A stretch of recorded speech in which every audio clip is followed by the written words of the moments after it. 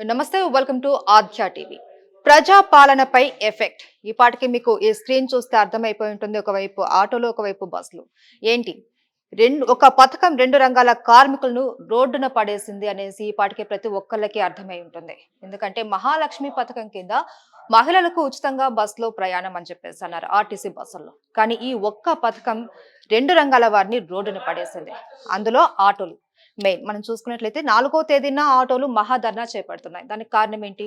ఇప్పుడు ఉచితంగా మహిళలకు బస్సుల్లో ఫ్రీ ప్రయాణం పెట్టడం వల్ల ఏమైపోయింది? ఆటో వాళ్ళ బతుకులన్నీ రోడ్డున పడ్డాయి. కొన్ని వేల కుటుంబాలు ఆటోల మీదే వాళ్ళ జీవనాధారం ఆధారపడి ఉంటుంది. సో అలాంటి వారికంతా కూడా ఇప్పుడు జీవనోపాధి లేకపోవడం వల్ల వాళ్ళంతా రోడ్డున పడ్డారు.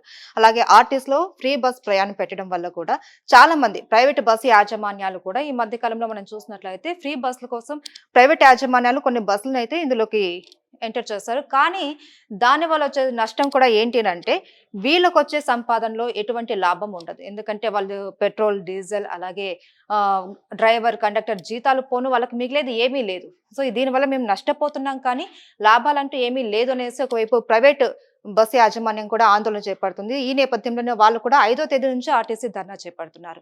ఉచితంగా మహిళలకు బస్సులో ప్రయాణం అనగానే ప్రతి ఒక్కళ్ళు సంతోషపడిపోయారు. కానీ దాని వెనకాల వచ్చే పరిణామాలు ఏంటి అనేది మాత్రం ఆలోచించలేకపోయారు.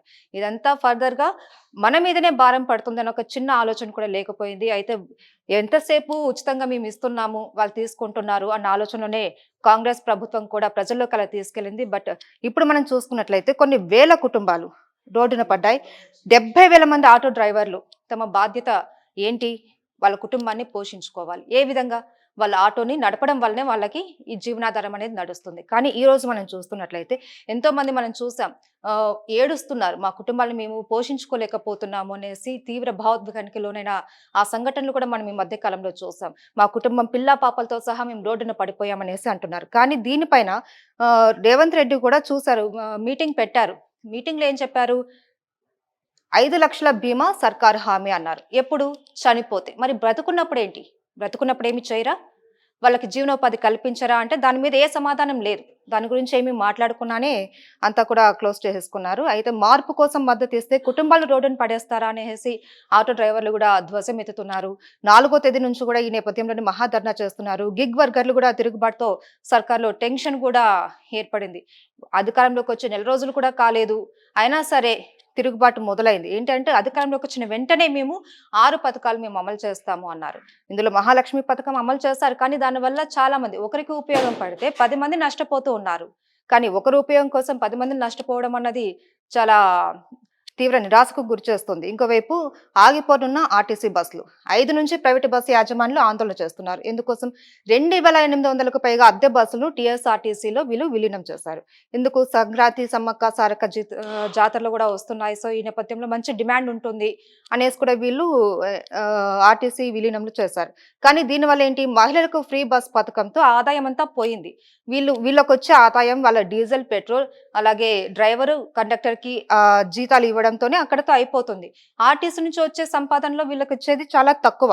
ఈ ఖర్చులన్నీ భరిస్తే ఫ్రీ ఎందుకవుతుంది? ఫ్రీగా వస్తే అది వాళ్ళకి తిప్పే గదా మరి.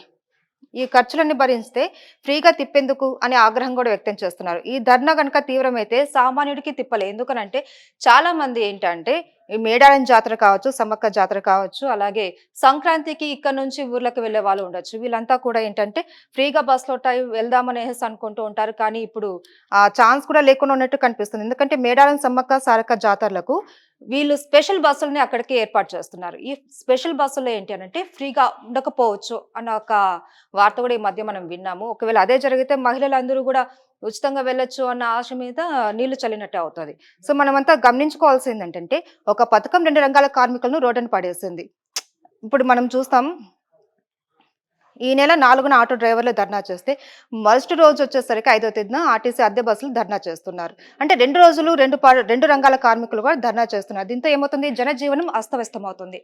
గడిచిన 10 సంవత్సరాలలో బీఆర్ఎస్ ప్రభుత్వం అధికారంలో ఉన్నప్పుడు మనం ఒక్కరోజు కూడా ఈ ధర్నా అన్నది చూడలేదు ఎక్కడా కూడా. ఎందుకంటే అంతా సామరస్యంగా జరుగుతూ పోయింది.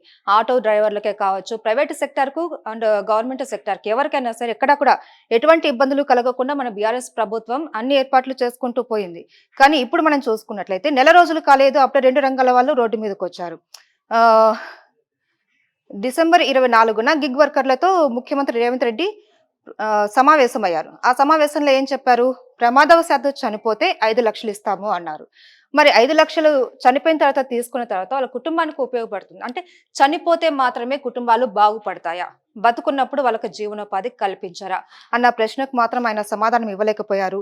ఉచిత బస్సు ప్రయాణంతో తమ కుటుంబ పోషణ కష్టమవుతుందనేసి కూడా వాళ్ళు తీవ్ర నిరాశన వ్యక్తం చేశారు. కానీ ప్రభుత్వం ఆ దిశగా చర్యలు చేపట్టలేదు ఇప్పటి వరకు కూడా. దాని మీద ఇప్పటి వరకు కూడా ఒక్క మాట కూడా మాట్లాడలేదు. హైదరాబాద్‌లోనే 70,000 మంది ఆటో డ్రైవర్లు ధర్నాకు సిద్ధమయ్యారు. అంటే రాష్ట్ర వ్యాప్తంగా ఇంకెంతమంది ఉండొచ్చు? లక్షలాది మంది ఆటో డ్రైవర్లు రోడ్డెక్కబోతున్నారు 4వ తేదీ.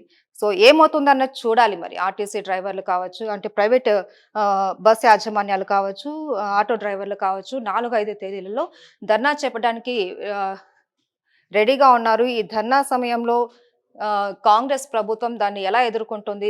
వాళ్ళకి ఏ సమాధానం చెప్తుంది అనేది మాత్రం మనము వెయిట్ చేయాలి.